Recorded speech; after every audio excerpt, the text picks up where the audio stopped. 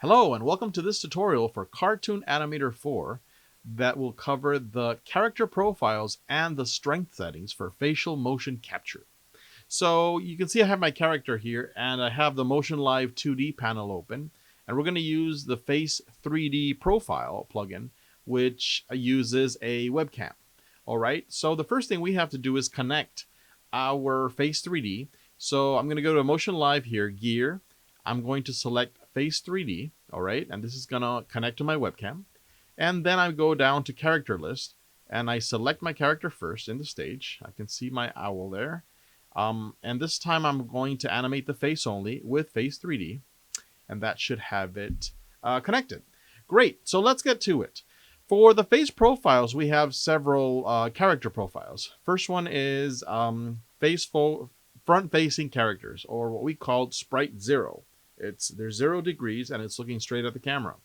The other one is side face character, which can be 45 angles, or it could be 270 degrees to the other side. 45 angles. All right, so you get the idea, right? We got front, side, and we also have another profile called the morph profile. I'm going to cover each one of these in a while. So this character here, my owl, my jowl, this one is a front-facing character with 0 degrees of angle. And I choose this profile because that's the one that's going to give me the best results when I'm using facial mocap. So I'm going to go to Preview, Spacebar, and I have to set the 0 pose. Let me look straight at the camera. 0 pose. And there we go. I have my front-facing character.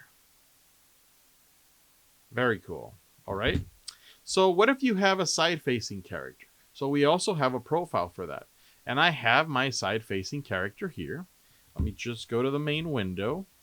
And this guy's name is, I don't know, looks like an office dude. Let me select him here. His name is Philip, or Philippe. Okay, and Philip here is a side-facing character. And so what do? I already have my gear selected, which is my webcam or my Face 3D profile plugin. Then I have to select my character. I have Philip selected here. And I'm going to go down again to Face and control him with Face 3D. And let's go. So because he's a side-facing character, I'm going to choose that side-facing one. If he was facing the other side, I would choose the other angle, 270. And the same idea. I'm going to click on Preview, Spacebar. Always set 0 pose. I'm going to look straight at the camera. 0 pose. Aha. So Crazy Talk will automatically adjust those directions in that angle. Just like that. Now that's pretty cool, huh? All right, so what else do we have? I have another character that I want to show you. Let me tap on X and let me find my character. Here we go. Now this character is a morph-based character. This is basically a character that's made out of a picture or a photograph. The previous ones had sprites, right? So the way it's being animated is that the software is quickly replacing those sprites for eyes and head and everything else. So it's simulating as if it's blinking or moving or the mouth is opening.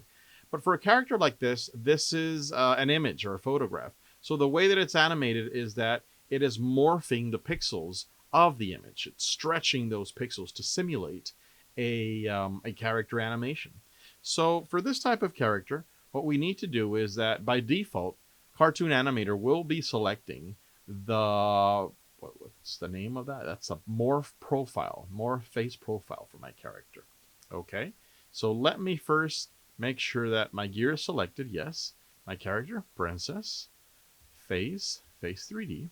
All right, so I have my morph face profile selected. Again, the software will automatically choose that for default when it detects a morph based character. So once again, this one does not have sprites. These aren't sprites that are replacing. These are pixels that are being deformed and stretched. So let's go on Preview, and then Spacebar, and then 0 pose.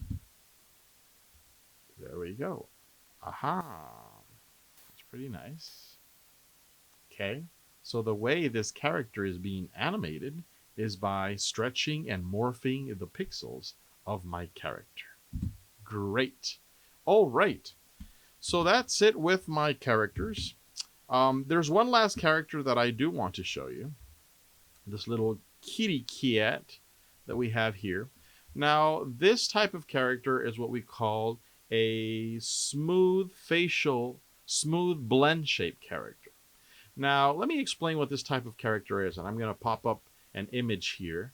You can see it right now, okay? So on the left is a sprite-based character, and you can see the eyes that's being animated by the blinks, right? In the eye is being animated by switching out these sprites.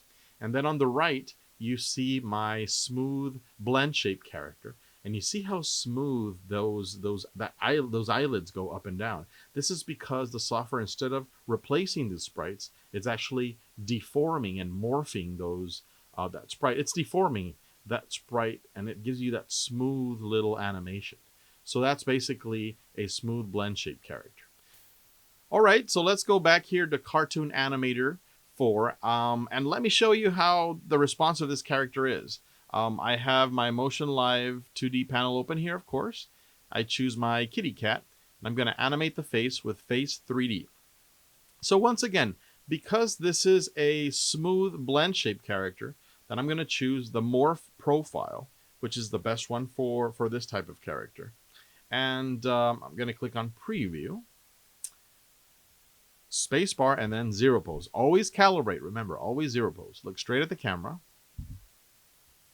There we go. Okay, so this is my cat. And there we go. And if I blink, you can see how smooth those eyelids look. Doink, doink, doink, doink. Haha, very nice. All right, so now that I'm back in Cartoon Animator, let me show you another feature called the strength settings. So once I have my character selected, I have my morph profile selected here, I can open the strength settings, and this will basically allow me to manually adjust the settings for each particular facial gesture.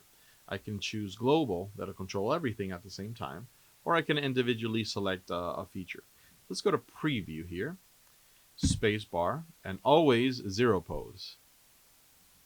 Okay, so if I go to the side, you can see if I move the global slider, that's going to happen. Oh, hold up, that's low. See that? All right, so I can adjust the value for my global. Likewise, I could try to use the brow here.